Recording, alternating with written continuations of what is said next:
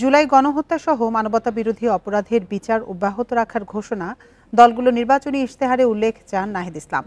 শেখ হাসিনার বিরুদ্ধে সাক্ষ্য দিতে ট্রাইব্যুনালে গিয়ে গণমাধ্যমে একথা বলেন এনসিপির আহ্বায়ক।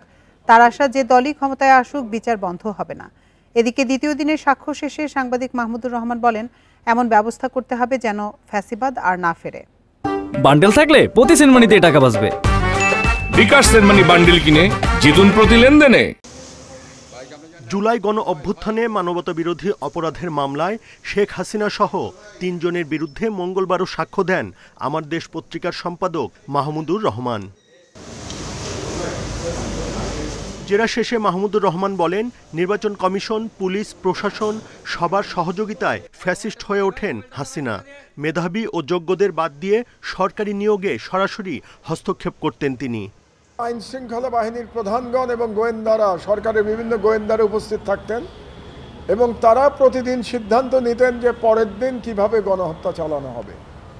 তো সেই বর্ণনা আমি দিয়েছি। আর সর্বোপরি শেখ হাসিনা নিজে বলেছিলেন যে যারা আন্দোলনের নেতৃত্ব দিচ্ছে তাদেরকে হত্যা করো এবং তাদের লাশ গুম করো।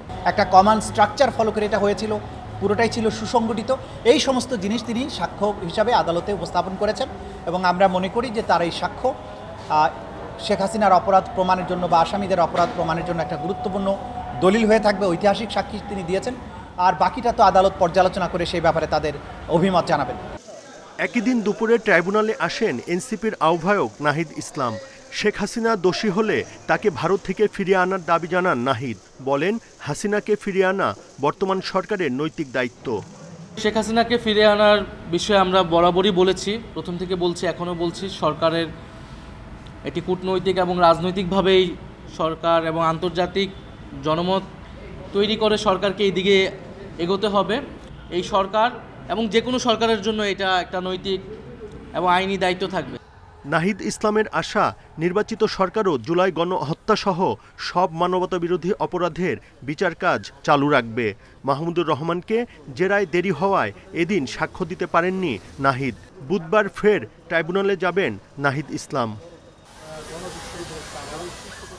Buddhadeb Kundu, independent news, Dhaka.